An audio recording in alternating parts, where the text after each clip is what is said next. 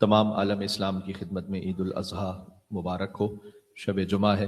मौला इमाम ज़मान अलैहिस्सलाम को हदिया करते हुए मिल के बावाज़ बुलंद नारे सलावात।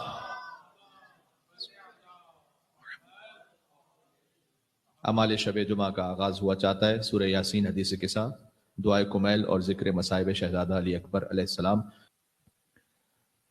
अल्लाहुम्मा सल्लि अला मुहम्मद व आल मुहम्मद। बिस्मिल्लाहिर रहमानिर रहीम। यासीन वल क़ुरआनिल हकीम इन्नका लमिनल मुरसलीन अला सिरातिम मुस्तक़ीम तंज़ीलल अज़ीज़िर रहीम लितुन्ज़िर क़ौमम मा उन्ज़िर आबाउहुम फ़हुम गाफ़िलून लक़द हक़्क़ल क़ौलु अला अक्सरिहिम फ़हुम ला युमिनून इन्ना जअलना फ़ी अअनाक़िहिम अग़लालन फ़हिय इलल अज़क़ानि फ़हुम मुक़महून वजअलना मिन बैनि अयदीहिम सद्दन व मिन ख़ल्फ़िहिम सद्दन फ़अग़शयनाहुम फ़हुम ला युबसिरून वसवाउन अलैहिम अअन्ज़रतहुम अम लम तुन्ज़िरहुम ला युमिनून इन्नमा तुन्ज़िरु मन इत्तबअ अज़्ज़िक्र व खशिय अर्रहमान बिलग़ैब फबश्शिरहु बिमग़फ़िरतिन व अज्रिन करीम। इन्ना नहनु नुह्यिल मौता व नक्तुबु मा क़द्दमू व आथारहुम व कुल्ल शैइन अहसैनाहु फ़ी इमामिन मुबीन। सलावत भेज दीजिएगा मोहम्मद व आले मोहम्मद पर। वाज़रिब लहुम मसलन अस्हाबल क़र्या इज़ जाअहल मुरसलून इज़ अरसलना इलैहिम इस्नैनि फ़कज़्ज़बूहुमा फ़अज़्ज़ज़ना बिसालिसिन फ़क़ालू इन्ना इलैकुम मुरसलून क़ालू मा अंतुम इल्ला बशरुम मिस्लुना वमा अंज़लर रहमानु मिन शैइन इन अंतुम इल्ला तक्ज़िबून क़ालू रब्बुना यअलमु इन्ना इलैकुम लमुरसलून वमा अलैना इल्लल बलागुल मुबीन क़ालू इन्ना ततय्यरना बिकुम लइन लम तंतहू लनरजुमन्नकुम वलयमस्सन्नकुम मिन्ना अज़ाबुन अलीम क़ालू ताइरुकुम मअकुम अइन ज़ुक्किरतुम बल अंतुम क़ौमुम मुस्रिफून वजाअ मिन अक़सल मदीनति रजुलुन यसअ क़ाल या क़ौम इत्तबिउल मुरसलीन इत्तबिउ मन ला यसअलुकुम अजरन वहुम मुहतदून वमा लिय ला अअबुदु अल्लज़ी फ़तरनी व इलैहि तुरजऊन अअत्तखिज़ु मिन दूनिही आलिहतन इन युरिदनिर रहमानु बिज़ुर्रिन ला तुग़नि अन्नी शफ़ाअतुहुम शयअ वला युनक़िज़ून इन्नी इज़्ज़न लफ़ी ज़लालिम मुबीन इन्नी आमनतु बिरब्बिकुम फ़स्मऊन क़ील उद्ख़ुलिल जन्नह क़ाल या लैत क़ौमी यअलमून बिमा गफ़र ली रब्बी वजअलनी मिनल मुकरमीन वमा अंज़लना अला क़ौमिही मिन बअदिही मिन जुन्दिन मिनस समाइ वमा कुन्ना मुनज़िलीन इन कानत इल्ला सयहतन वाहिदतन फ़इज़ा हुम खामिदून या हसरतन अलल इबाद मा यातीहिम मिन रसूलिन इल्ला कानू बिही यस्तहज़िऊन अलम यरौ कम अहलकना क़ब्लहुम मिनल क़ुरून अन्नहुम इलैहिम ला यरजिऊन व इन कुल्लुन लम्मा जमीउन लदैना मुहज़रून व आयतुन लहुमुल अर्ज़ुल मैता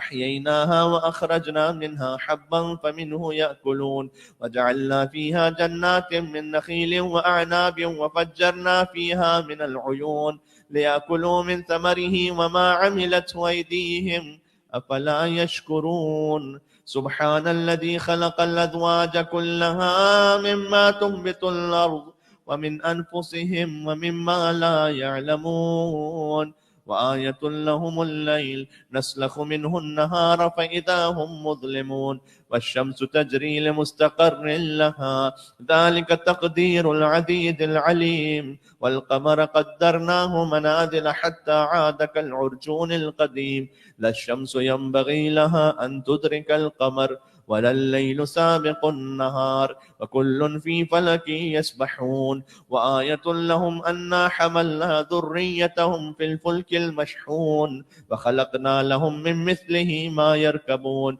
व इन नशअ नुग़रिक़हुम फ़ला सरीख़ लहुम वला हुम युनक़ज़ून इल्ला रहमतम मिन्ना व मताअन इला हीन وإذا قيل لهم اتقوا ما بين أيديكم وما خلفكم لعلكم ترحمون وما تأتيهم من آية من آيات ربهم إلا كانوا عنها معرضين وإذا قيل لهم أنفقوا مما رزقكم الله قال الذين كفروا للذين آمنوا أنطعم من لو يشاء الله أطعمه إن أنتم إلا في ضلال مبين ويقولون متى هذا الوعد إن كنتم صادقين ما ينظرون إلا صيحة واحدة تأخذهم وهم يخصمون فلا يستطيعون توصية ولا إلى أهلهم يرجعون ونفخ في الصور فإذا هم من الأجداث إلى ربهم ينسلون قالوا يا ويلنا من بعثنا من مرقدنا هذا ما وعد الرحمن وصدق المرسلون إن كانت إلا صيحة واحدة فإذا هم جميع لدينا محضرون فاليوم لا تظلم نفس شيئا ولا تجزون إلا ما كنتم تعملون إن أصحاب الجنة اليوم في شغل فاكهون هم وأزواجهم في ظلال على الأرائك متكئون لهم فيها فاكهة ولهم ما يدعون سلام قولا من رب رحيم وامتازوا اليوم أيها المجرمون ألم أعهد إليكم يا بني آدم ألا تعبدوا الشيطان إنه لكم عدو مبين وأن اعبدوني هذا صراط مستقيم ولقد أضل منكم جبلا كثيرا أفلم تكونوا تعقلون هذه جهنم التي كنتم توعدون اصلوها اليوم بما كنتم تكفرون اليوم نختم على أفواههم وتكلمنا أيديهم وتشهد أرجلهم بما كانوا يكسبون ولو نشاء لطمسنا على أعينهم فاستبقوا الصراط فأنى يبصرون ولو نشاء لمسخناهم على مكانتهم فما استطاعوا مضيا ولا يرجعون ومن نعمره ننكسه في الخلق أفلا يعقلون وما علمناه الشعر وما ينبغي له إن هو إلا ذكر وقرآن مبين لينذر من كان حيا ويحق القول على الكافرين أولم يروا أنا خلقنا لهم مما عملت أيدينا أنعاما فهم لها مالكون وذللناها لهم فمنها ركوبهم ومنها يأكلون ولهم فيها منافع ومشارب أفلا يشكرون واتخذوا من دون الله آلهة لعلهم ينصرون لا يستطيعون نصرهم وهم لهم جند محضرون فلا يحزنك قولهم إنا نعلم ما يسرون وما يعلنون أولم ير الإنسان أنا خلقناه من نطفة فإذا هو خصيم مبين وضرب لنا مثلا ونسي خلقه قال من يحيي العظام وهي رميم قل يحييها الذي أنشأها أول مرة وهو بكل خلق عليم الذي جعل لكم من الشجر الأخضر نارا فإذا أنتم منه توقدون أوليس الذي خلق السماوات والأرض بقادر على أن يخلق مثلهم بلى وهو الخلاق العليم إنما أمره إذا أراد شيئا أن يقول له كن فيكون فسبحان الذي بيده ملكوت كل شيء وإليه ترجعون.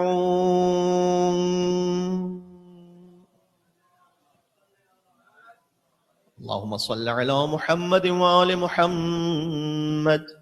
فاتحة تمام أرواح المؤمنات के लिए بسم الله الرحمن الرحيم.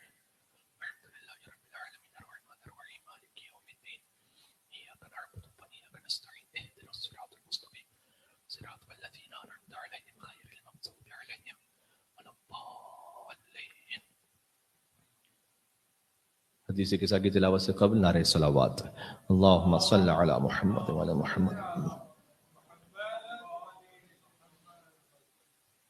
हदीस किसा खुद जिलहज ही से ताल्लुक़ रखती है, इसलिए कि मुबाहला और ये किसा का वाक़या ये साथ साथ ही हैं कि हुज़ूर मुकर्रम ने चादर में जमा किया था पंजतन पाक को, तो माह ज़िलहज्जतुल हराम से हदीस किसा कोई ख़ास निस्बत हासिल है. एक और मिल के पंजतन पाक पे सलवात भेदे मोहम्मद व आले मोहम्मद पर. अल्लाहुम्मा सल्लि अला मुहम्मद व आले मोहम्मद. بسم الله الرحمن الرحيم.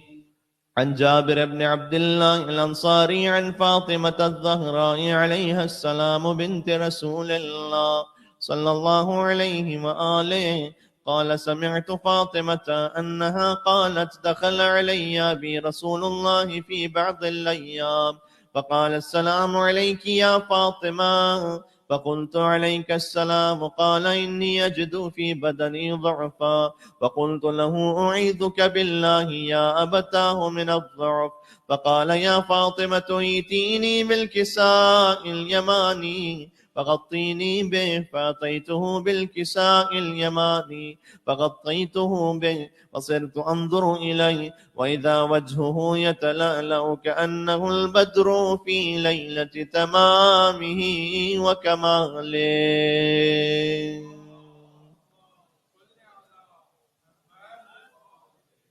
فما كانت إلا ساعة وإذا بولدي الحسن قد أقبل وقال السلام عليك يا أمه فقلت وعليك السلام يا قرة عيني وثمرة فؤادي فقال يا أماه إني أشم عندك رائحة طيبة كأنها رائحة جد رسول الله فقلت نعم إن جدك تحت الكساء وأقبل الحسن نحو الكساء وقال السلام عليك يا جداه يا رسول الله أتأذن لي أن أدخل معك تحت الكساء فقال وعليك السلام يا ولدي ويا صاحب حوضي قد أذنت لك فدخل معه تحت الكساء.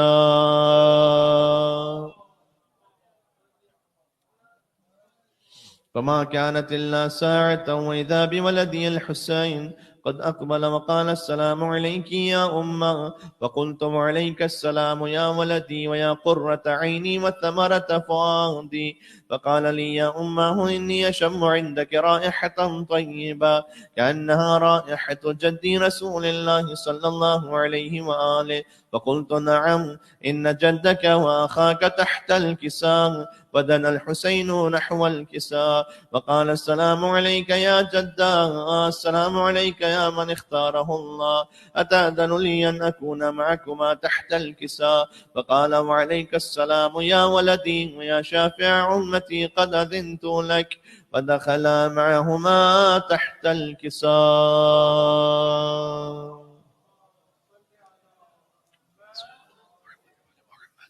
فأقبل عند ذلك أبو الحسن علي بن أبي طالب وقال السلام عليك يا بنت رسول الله فقلت وعليك السلام يا أبا الحسن ويا أمير المؤمنين فقال يا فاطمة إني أشم عندك رائحة طيبة كأنها رائحة أخي وابن عمي رسول الله فقلت نعم ها هو مع ولديك تحت الكساء فأقبل علي نحو الكساء وقال السلام عليك يا رسول الله أتأذن لي أن أكون معكم تحت الكساء قال له عليك السلام يا أخي ويا وصي وخليفتي وصاحب لوائي قد أذنت لك ودخل علي تحت الكساء.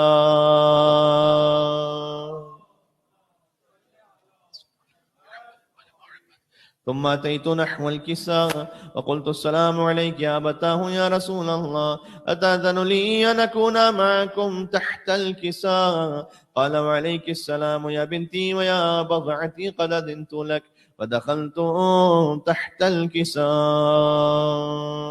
اللهم صل على محمد وآل محمد. ولما اكتملنا جميعا تحت الكساء أخذ بي رسول الله بطرفي الكساء وأومأ بيده اليمنى إلى السماء وقال اللهم إن هؤلاء أهل بيتي وخاصتي وحامتي لحمهم لحمي ودمهم دمي يؤلمني ما يؤلمهم ويحزنني ما يحزنهم أنا حرب لمن حاربهم وسلم لمن سالمهم وعدو لمن عاداهم ومحب لمن أحبهم إنهم مني وأنا منهم واجعل صلواتك وبركاتك ورحمتك وغفرانك ورضوانك علي وعليهم وأذهب عنهم الرجس وطهرهم تطهيرا. اللهم صل على محمد وآل محمد.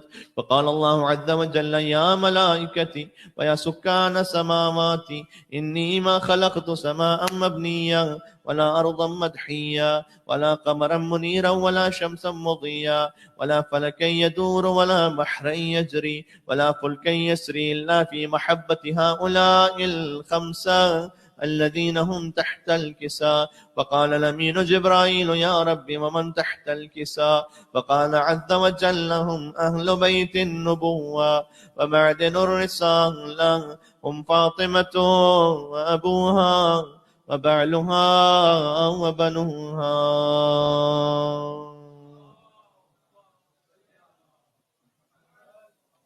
فقال جبرائيل يا رب أتأذن لي أن أهبط إلى الأرض لأكون معهم سادسا؟ فقال الله نعم قد أذنت لك. فهبط الأمين جبرائيل وقال السلام عليك يا رسول الله. العلي الأعلى يقرئك السلام ويخصك بالتحية والإكرام ويقول لك وعزتي وجلالي إني ما خلقت سماء مبنيا ولا أرضا مدحيا ولا قمرا منيرا ولا شمسا مضيا ولا فلكا يدور ولا بحرا يجري ولا فلكا يسري إلا لأجلكم ومحبتكم، فقد أذن لي أن أدخل معكم، فهل تأذن لي يا رسول الله؟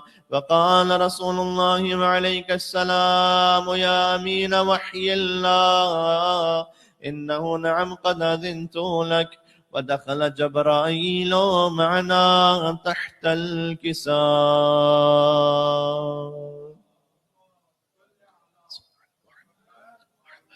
فقال لأبي إن الله قد أوحى إليكم يقول إنما يريد الله ليذهب عنكم الرجس أهل البيت ويطهركم تطهيرا.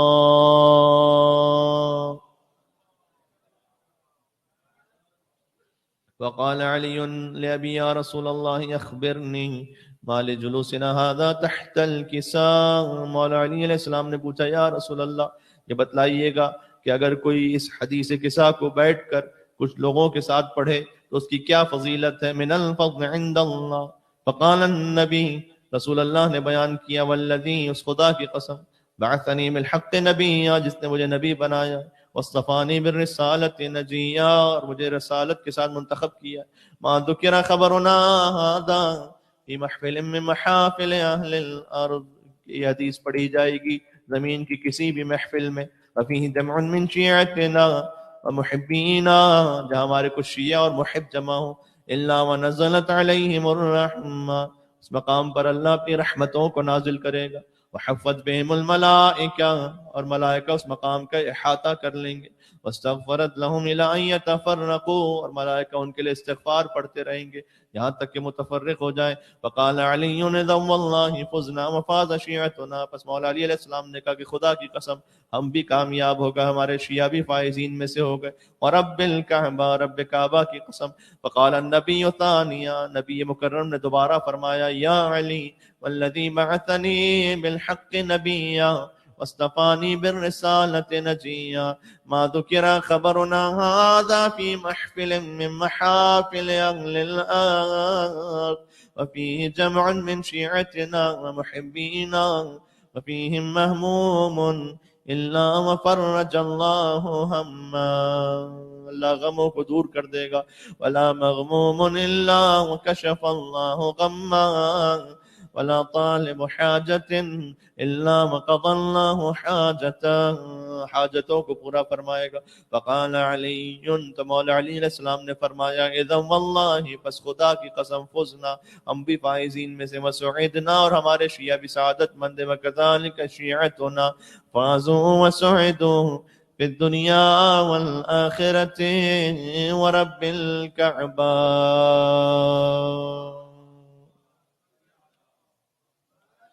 اللهم صل على محمد وآل محمد. پھر سے فاتحہ مرحوم.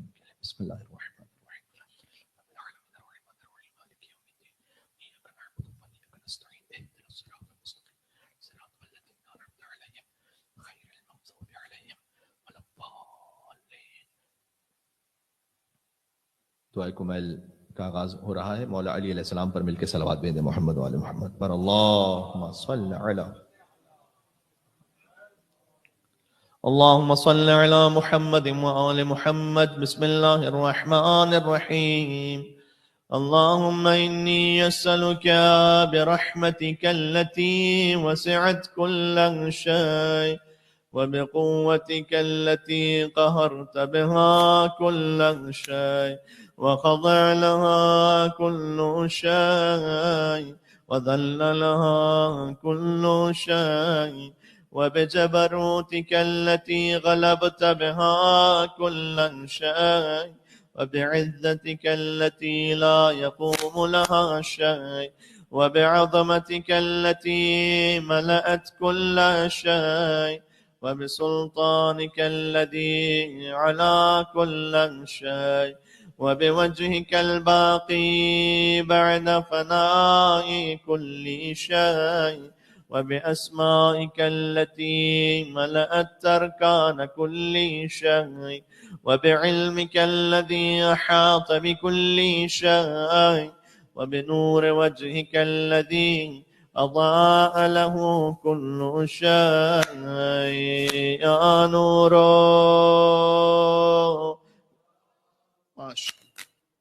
يا نور हकीकी नूर पाक व पाकीज़ा या अव्वल अव्वलीन अव्वलीन में सबसे अव्वल व या आखिरन आखिरीन आखिरीन में सबसे आखिर। अल्लाहुम्मा अग़फ़िर ली अज़्ज़ुनूब अल्लती तहतिकुल इसाम। गुनाहों को माफ कर दे जो पर्दाफाश कर देते। अल्लाहुम्मा अग़फ़िर ली अज़्ज़ुनूब अल्लती तुनज़िलुन निक़ाम। वो गुनाह माफ कर दे जो अज़ाब नाजिल कराते। अल्लाहुम्मा अग़फ़िर ली अज़्ज़ुनूब अल्लती तुग़य्यिरुन निआम। गुनाहों को माफ कर दे जो नेमतों को आफतों में बदल देते। अल्लाहुम्मा अग़फ़िर ली अज़्ज़ुनूब अल्लती तहबिसुद दुआ। अल्लाहुम्मा अग़फ़िर ली अज़्ज़ुनूब अल्लती तक़तउर रजा। अल्लाहुम्मा अग़फ़िर ली अज़्ज़ुनूब अल्लती तुनज़िलुल बला।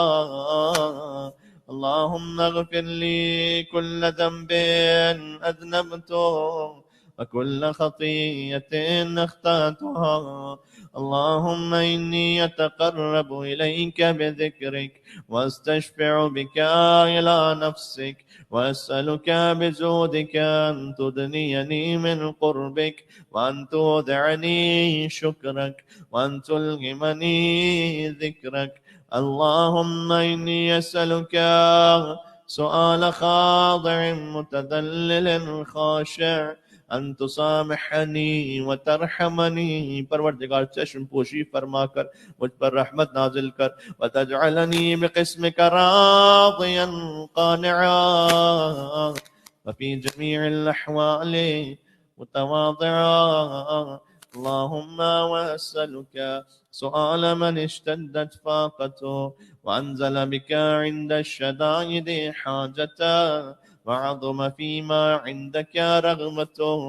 अल्लाहुम्मा अज़ुम सुल्तानुक वअला मकानुक वख़फ़िया मकरुका वज़हरा अम्रुक वग़लबा क़हरुका वजरत क़ुदरतुक वला युमकिनुल फ़िरारु मिन हुकूमतिक। अल्लाहुम्मा ला अजिदु लिज़ुनूबी गाफ़िरा वला लिक़बाइही सातिरा। कौन है तेरे अलावा जो मेरी बुराइयों को छुपा सके। वला लिशय्इन मिन अमलियल क़बीह बिलहसन मुबद्दिलन गैरक ला इलाहा इल्ला अंत सुब्हानका व बिहम्दिक ज़लमतु नफ्सी ज़लमतु नफ्सी व तजर्रतु बिजहली व सकनतु इला क़दीम ज़िक्रिका ली व मन्निका अलैहि। अल्लाहुम्मा मौलाया कम मिन क़बीहिन सतरता व कम मिन फ़ादिहिन मिनल बलाए अक़लता व कम मिन इतारिन वक़ैता وكم من مكروه دفعت، وكم من ثناء جميل لست أهلا له نشرت. اللهم عظم بلائي وأفرت بي سوء حالي، وقصرت بي أعمالي، وقعدت بي أغلالي، وحبسني عن نفعي بعد آمالي، وخدعتني الدنيا بغرورها، ونفسي بجنايتها ومثالي. يا سيدي فأسألك بعزتك ألا يحجب عنك دعائي سوء عملي وفعالي، ولا تفضحني بخفي ما اطلعت عليه من سري، ولا تعاجل لي بالعقوبة على ما عملته في خلواتي من سوء فعلي وإساءتي ودوام تفريطي وجهالتي وكثرة شهواتي وغفلتي. وكن اللهم بعزتك لي في كل الأحوال رؤوفا، وعلي في جميع الأمور عطوفا. إلهي وربي من لي غيرك، أسأله كشف ضري والنذر في أمري.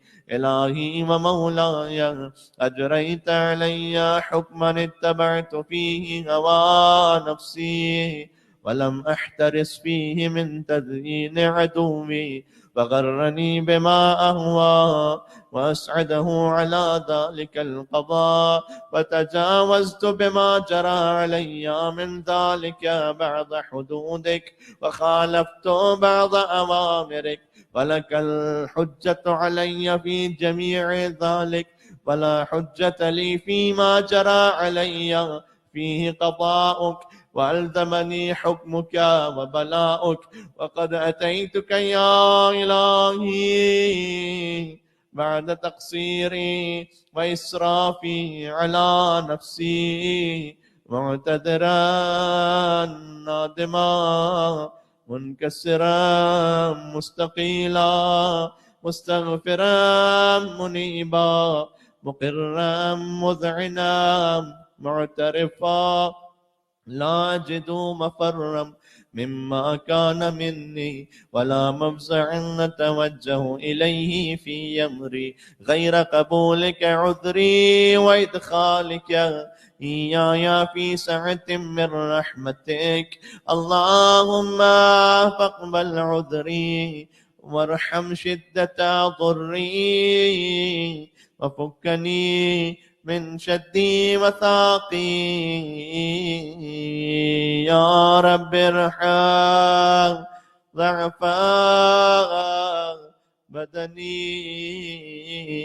ورقة جلدي ودقة عظمي، يا من بدا خلقي وذكري وتربيتي وبري وتغذيتي. هب لي لابتداء كرمك وصالف برك بي. يا إلهي وسيدي وربي، أتراك معذبي بنارك بعد توحيدك، وبعد ما انطوى عليه قلبي من معرفتك، ولهج به لساني من ذكرك، واعتقده ضميري من حبك، وبعد صدق اعترافي ودعائي خاضعا لربوبيتك. هيهات أنت أكرم من أن تضيع من ربيته، أو تبعد من ندنيت، أو تشرد من آويت، أو تسلم إلى البلاء من كفيته ورحمت.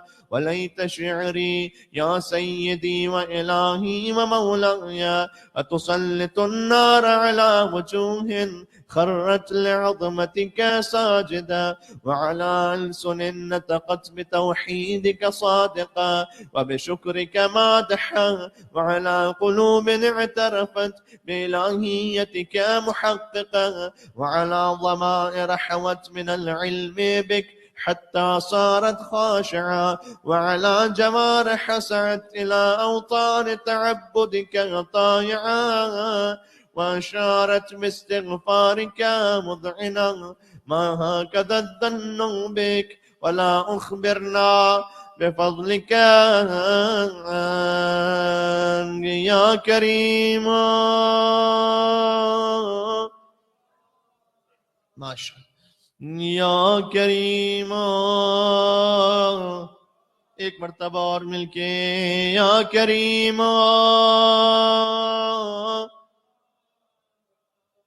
وأنت تعلم ضعفي عن قليل من بلاء الدنيا وعقوباتها وما يجري فيها من المكاره على أهلها، على أن ذلك بلاء ومكروه قليل مكتوب يسير بقاء قصير مدته، فكيف احتمالي لبلاء الآخرة وجليل وقوع المكاره فيها وهو بلاء تطول مدته ويدوم مقامه ولا يخفف عن أهله، لأنه لا يكون إلا عن غضبك وانتقامك وسخطك، وهذا ما لا تقوم له السماوات والأرض يا سيدي، فكيف بي وأنا عبدك الضعيف الذليل الحقير المسكين المستكين.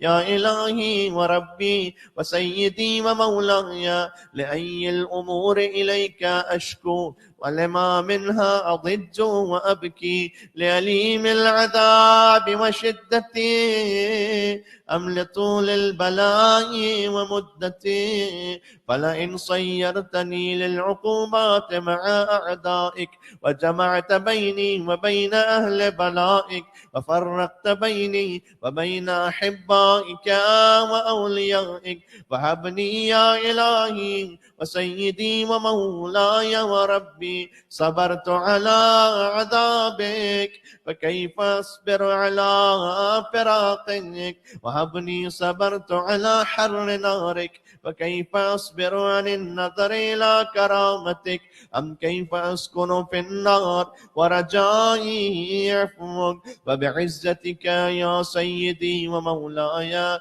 أقسم صادقا لئن تركتني ناطقا لأضجن إليك بين أهلها ضجيج اللاملين، ولا أصرخن إليك صراخ المستصرخين، ولا أبكين عليك بكاء الفاقدين، ولا أنادينك أين كنت يا ولي المؤمنين، يا غاية آمال العارفين، يا غياث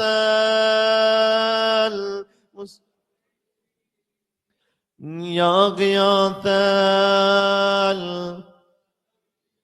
يا حبيب قلوب الصادقين ويا إله العالمين، أفتراك سبحانك يا إلهي وبحمدك تسمع فيها صوت عبد مسلم سجن فيها بمخالفته وذاق طعم عذابها بمعصيته وحبس بين أطباقها بجرمه وجريرته، وهو يضج إليك ضجيج مؤمل لرحمتك ويناديك بلسان أهل توحيدك ويتوسل إليك بربوبيتك يا مولاي، فكيف يبقى في العذاب وهو يرجو ما سلف من حلمك، أم كيف تؤلمه النار وهو يأمل فضلك ورحمتك، أم كيف يحرقه لهيبها وأنت تسمع صوته وترى مكانا، أم كيف يشتمل عليه زفيرها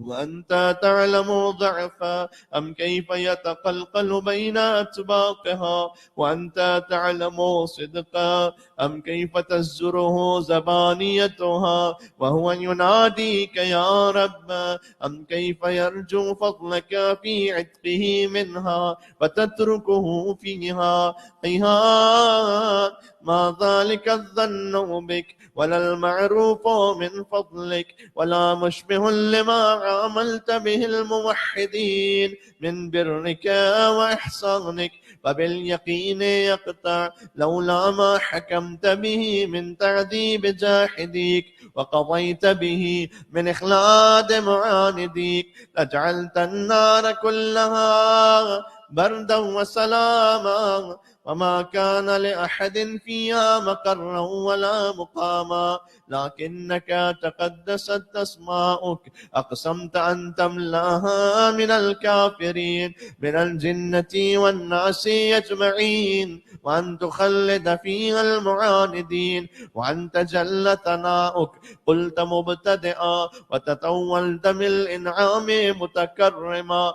أفمن كان مؤمنا كمن كان فاسقا لا يستوون. إلهي وسيدي، فأسألك بالقدرة التي قدرتها وبالقضية التي حتمتها وحكمتها وغلبت من عليه أجريتها، أن تهب لي في هذه الليلة وفي هذه الساعة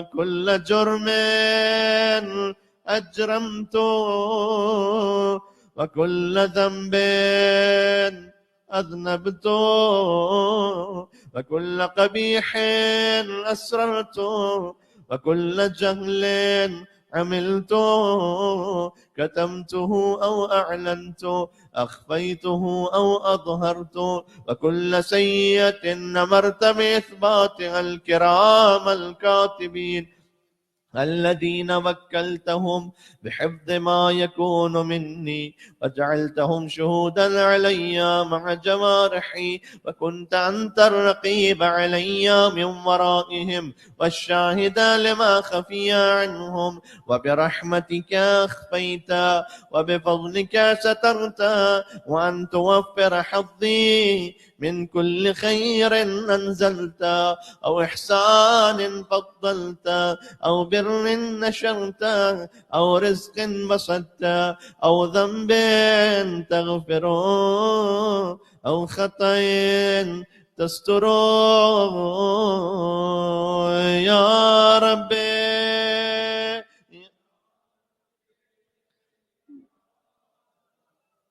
يا ربي يا ربي يا رب يا إلهي وسيدي ومولاي ومالك رقي، يا من بيده ناصيتي، يا عليما بضري ومسكنتي، يا خبيرا بفقري وفاقتي، يا ربي يا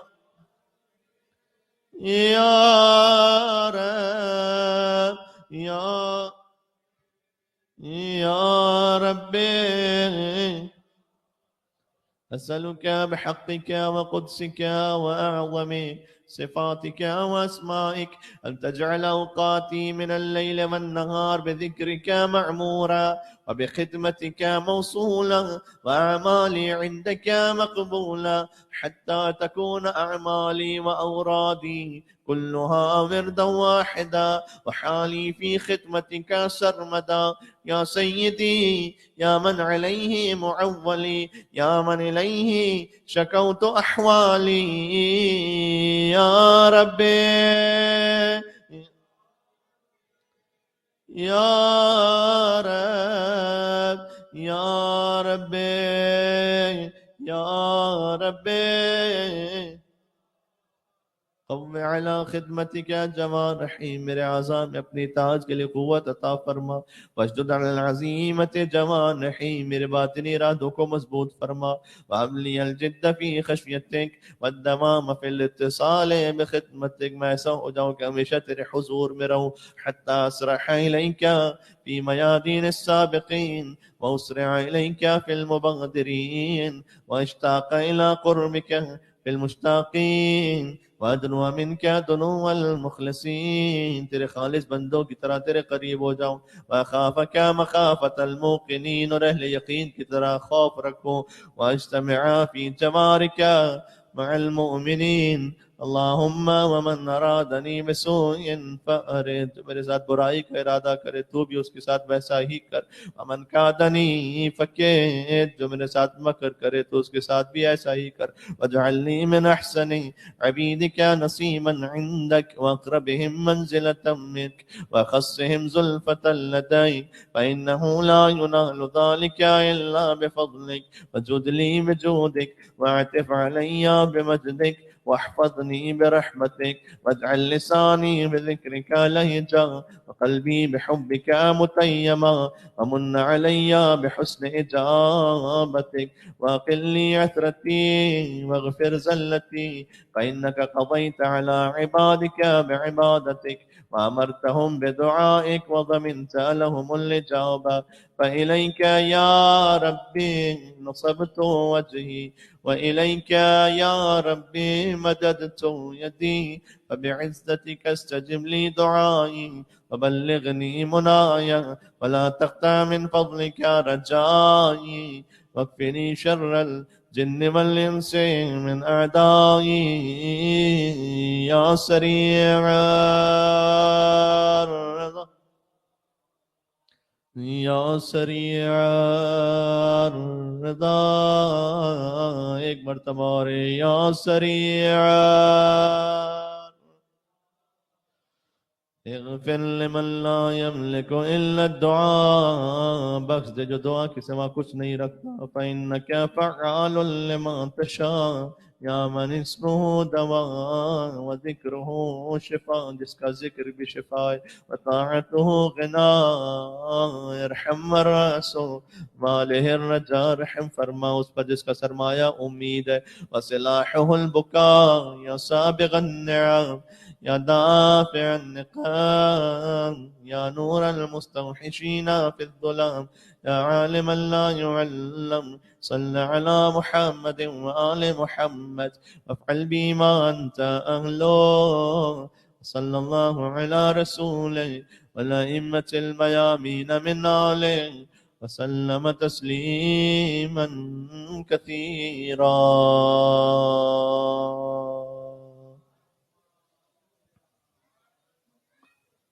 اللهم صل على محمد وآل محمد. شب جمعہ ہے اور متصل ہے یہ شب عید الاضحیٰ سے، جب سنت ابراہیمی کو ادا کیا جاتا ہے. تو ابراہیم جب اپنے فرزند اسماعیل کو مینا کی قربان گاہ میں لے گئے نا، وہاں سے جب واپس آئے تو بی بی ہاجرہ کے دل میں خیال آیا کہ اگر وہ دمبا فدیے کے طور پر نہ آیا ہوتا تو میرا بچہ ذبح ہو جاتا. بس یہ خیال ایسا تھا حضرت ہاجرہ کے دل میں کہ وہ زیادہ دن زندہ نہیں رہ پائی. ہائے ہائے ہائے، کیونکہ ماں کا دل تھا نا. روایتوں میں ہے کہ انہوں نے اسماعیل کے گلے کو کھول کر دیکھا تو اس میں چھری کا ایک ہلکا سا نشان تھا. ان کے دل میں خیال آیا کہ اگر دمبا نہ آیا ہوتا تو میرا اسماعیل ذبح ہو جاتا. میں کہوں گا اے بی بی ہاجرہ کربلا کے میدان میں آئیے گا. ذبح فرزند پہ راضی با ارادہ تو نہیں، ہاجرہ صبر میں زینب سے زیادہ تو نہیں. اللہ اکبر. میں کہتا ہوں بی بی زینب سلام اللہ علیہا جب اکبر کا لاشا آیا تھا نا، کہتی تھی ماں خون بھری میت سے لپٹ کر اے ہائے علی اکبر. حسین مر جاتے لاش اکبر پر اگر علی کی بیٹی نہ آتی. یاد حسین کے اسماعیل ہے علی اکبر. یہاں گویا زبان حال ہے. علماء کہتے ہیں ایک مرتبہ جوان کے کلیجے میں برچھی کا پھل دیکھا. حسین نے اکبر کو زمین پر رکھا، بچی پر ہاتھ ڈالا، فرمایا پروردگار تو گواہ رہنا میری آنکھوں میں پٹیاں تو نہیں،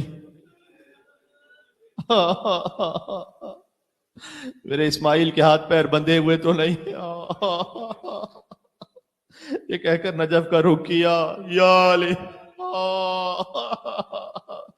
بابا خیبر فتح کرنا آسان ہے، زبان حال ہے سب. یہ جوان کے کلیجے سے برچی کا پھل کھینچنا، اللہ اکبر. اور کڑیل جوان وہ بھی کہ جو ہم صورت محبوب خدا خدا تھے علی اکبر، شوکت میں شہ اختہ کشا تھے علی اکبر، شبیر کی پیری کے عصا تھے علی اکبر، اور بانوں کی آنکھوں کے ضیاء تھے علی اکبر۔ وہ علی اکبر، جب علی اکبر نے صدا دی تھی نا تو حسین کبھی بائیں جانب جھکتے تھے، کبھی دائیں جانب گرتے تھے، اٹھتے تھے، زمین پر آتے تھے۔ اتنے میں یہ پردر صدا دور سے آئی، اے قبلہ کونین بڑی دیر لگائی۔ بیٹے نے انی برچی کی چھاتی پہ کھائی، مل لیجیے آ کر کہہ درپیش جدائی، گشت آری ہے آنکھوں کو بھی کھولا نہیں جاتا، یہ درد ہے سینے میں کہ بولا نہیں جاتا۔ ہائے ہائے ہائے۔ اب گویا حسین نے جب برچی کھینچی نا تو کربلا کی زمین ہل پڑی۔ در خیمہ سے بی بی زینب کی آواز آئی، بھیا یہ لاش آپ اکیلے نہ اٹھا سکیں۔ امام حسین نے اکبر کو زمین پر رکھ دیا، فرمایا بہن زینب میری زندگی میں خیام سے باہر نہ آئی ہے، میں نے آپ کے پردے پر علی اکبر کو قربان کیا۔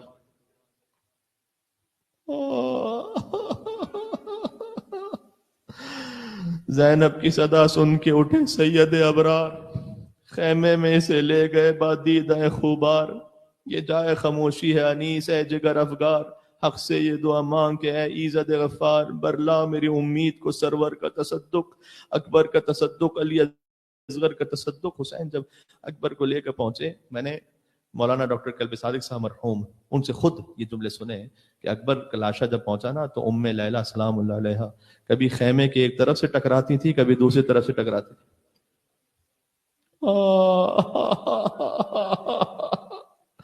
کبھی بی بی خیمے کے ایک طرف جھکتی تھی، کبھی دوسری طرف جھکتی تھی، اور فرماتی تھی اے بیویوں مجھے سنبھالو، میرا اکبر مار دیا گیا۔ حسین نے اپنے رخسار کو اکبر کے رخسار پر رکھا، فرمایا علی الدنیا بعدک الافا، باپ نے بیٹے کے رخسار پر رخسار رکھ کر کہا بیٹا آپ کے بعد دنیا کی زندگی پر خاک ہے، لقد استرحت من ہم الدنیا وبقی ابوک وحیدا فریدا، آپ دنیا کے غموں سے آزاد ہو گئے، باپ کو تنہا چھوڑ گئے۔ ایک جملہ مقتل میں کہ جہاں جب حسین مظلوم وقت آخر تھا نا تو حسین نے زلجنا کی گردن میں اپنے ہاتھوں کو ڈال کر کہا اے زلجنا مجھے وہاں لے جا جہاں میرے اکبر کا لاشا رکھا۔ حسین چاہتے تھے کہ وہاں پہنچے کہ جہاں علی اکبر کا لاشا، بوڑھے باپ کو جوان سے تسلی تھی۔ کہتی تھی یہ ماں خون بھری میت سے لپٹ کر، اے علی اکبر۔ بہت سخت ہے یہ، بہت سخت ہے یہ۔ خود راہ کوفہ میں کہتی تھی عیسائی عورتیں خدا کرو اکبر کے سر کو دیکھ کر کہ اس کی ماں زندہ نہ ہو۔ تو ام لیلہ تڑپ کر کہتی تھی کہ تم کی ماں کو بد دعا کیوں دیتی ہو؟ کہا نہیں بد دعائیں نہیں دے رہے ہم، جو ہماری نگاہ میں چاند کا ٹکڑا ہے جو سر، خدا کرو اس کی ماں نہ ہو زندہ، اس کے سر کو کیسے دیکھا ہوگا۔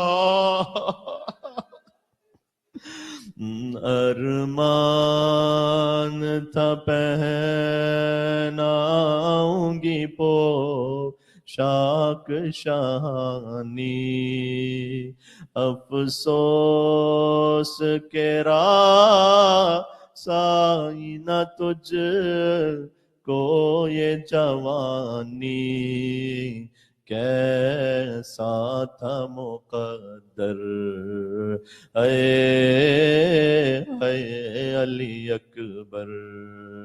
پہلے تو ایک آواز پہ اٹھ جاتے تھے بیٹا، شب جمعہ ہے نا، سید مہدی بحر العلوم سے امام حسین کے حرم میں شب جمعہ کسی نے کہا اکبر کے مسائل پڑھ، انہوں نے کہا کہ مستورات میں سے کوئی ہے ایسا کہ جو فاطمہ الزہرا کو سنبھال سکے؟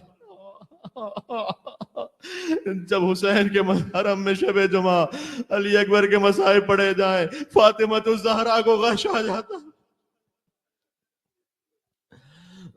پہلے تو ایک آواز پہ اٹھ جاتے تھے بیٹا، اب اتنی صداؤں پہ بھی پہلو نہیں بدلا، کیا ہو گیا دل بر، اے اے علی اکبر. ایک اور بند اور پھر مقطع. تم ہچ کیا لے لے کے جو دم،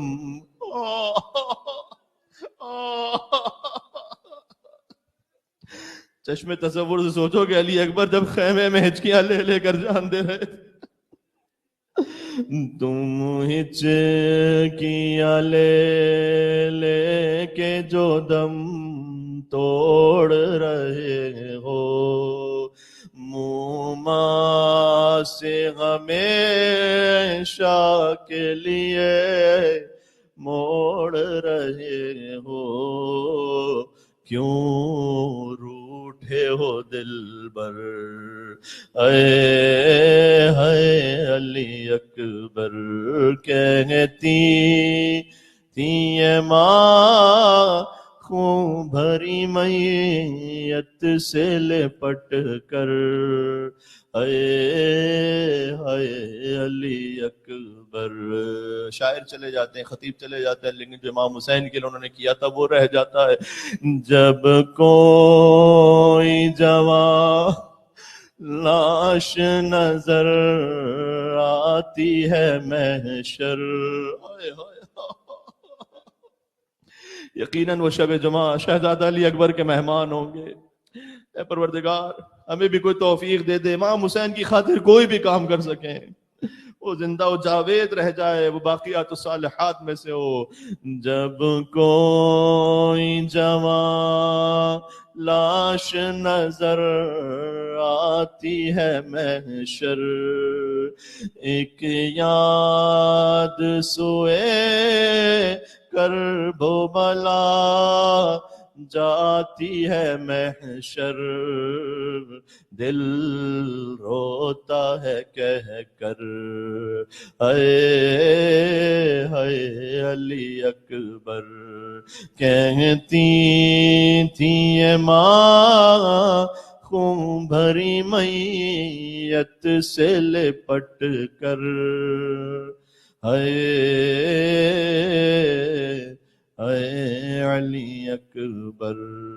انہی بیت واسوں کے ساتھ متوجہ زیارت وارث صاحب نے دلوں کو متصل کر لیں. کربلا شش گوشہ زری ہے امام حسین کی، جس میں امام حسین بھی مدفون ہے، اور زری کے پائنتی احاطے میں حسین کا جوان علی اکبر ہے، حسین کے سینے پر علی اصغر ہے. یا اللہ، سید الشہداء کی خدمت میں چلیں. بسم اللہ الرحمن الرحیم. السلام علیک یا وارث آدم صفوت اللہ، السلام علیک یا وارث نوح نبی اللہ، السلام علیک یا وارث ابراہیم خلیل اللہ، السلام علیک یا وارث موسیٰ کلیم اللہ، السلام علیک یا وارث عیسیٰ روح اللہ، السلام علیک یا وارث محمد حبیب اللہ، السلام علیک یا وارث امیر المؤمنین علیہ السلام، السلام علیک یا ابن محمد المصطفى، السلام علیک یا ابن علی المرتضى، السلام علیک یا ابن فاطمة الزہراء، السلام علیک یا ابن خدیجة الكبرى، السلام علیک یا ثار اللہ وابن ثاره والوتر الموتور، أشهد أنك قد نقمت الصلاة وآتيت الزكاة وأمرت بالمعروف ونهيت عن المنكر وأطعت الله ورسوله حتى أتاك اليقين، فلعن الله أمة قتلتك، ولعن الله أمة ظلمتك، ولعن الله أمة سمعت بذلك فرضيت به. يا مولاي يا أبا عبد الله، أشهد أنك كنت نورا في الأصلاب الشامخة والأرحام المطهرة، لم تنجسك الجاهلية بأنجاسها ولم تلمسك من مدلهمات ثيابها، وأشهد أنك من دعائم الدين وأركان المؤمنين المؤمنين، وأشهد أنك الإمام البر التقي الرقي الذكي الهادي المهدي، وأشهد أن الأئمة من ولدك كلمة التقوى وأعلام الهدى والعروة الوثقى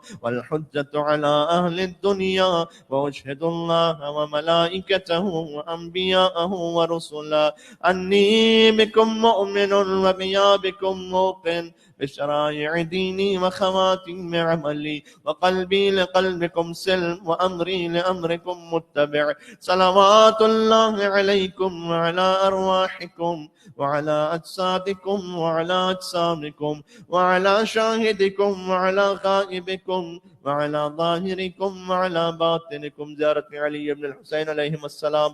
السلام عليك يا ابن رسول الله. شهزادہ علی اکبر علیہ السلام کی زیارت ہے. السلام عليك يا ابن نبي الله. السلام عليك يا ابن أمير المؤمنين. السلام عليك يا ابن الحسين الشهيد. السلام عليك أيها الشهيد. السلام عليك أيها المظلوم وابن المظلوم. لعن الله أمة قتلتك، ولعن الله أمة ظلمتك، ولعن الله أمة سمعت بذلك فرضيت بزيارة تمام شهداء كربلاء. السلام عليكم يا أولياء الله وأحباء. السلام عليكم يا أصفياء الله وأمداء. السلام عليكم يا أنصار دين الله. السلام عليكم يا أنصار رسول الله. السلام عليكم يا أنصار أمير المؤمنين. السلام عليكم يا أنصار فاطمة سيدة نساء العالمين. السلام عليكم يا أنصار أبي محمد الحسن بن علي الولي الناصح. السلام عليكم يا أنصار أبي عبد الله. بأبي أنتم وأمي طبتم وطابت الأرض التي فيها دفنتم وفزتم فوزا عظيما، فيا ليتني كنت معكم فأفوز معكم. زيارة أبا الفضل العباس عليه السلام.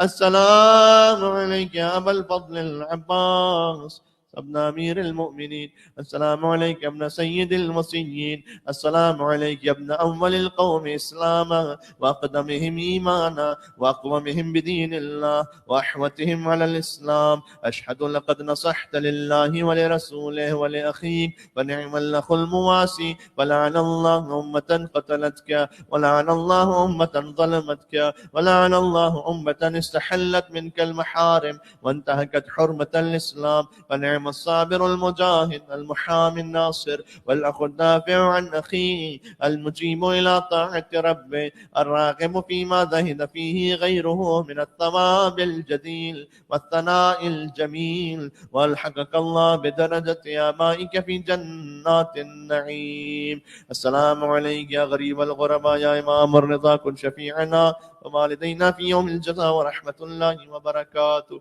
السلام عليك يا صاحب الأسر والدمان يا إمام الإنس والجان، عجل الله تعالى فرجك وسهل الله تعالى مخرجك وظهورك ورحمة الله وبركاته. بسم الله الرحمن الرحيم.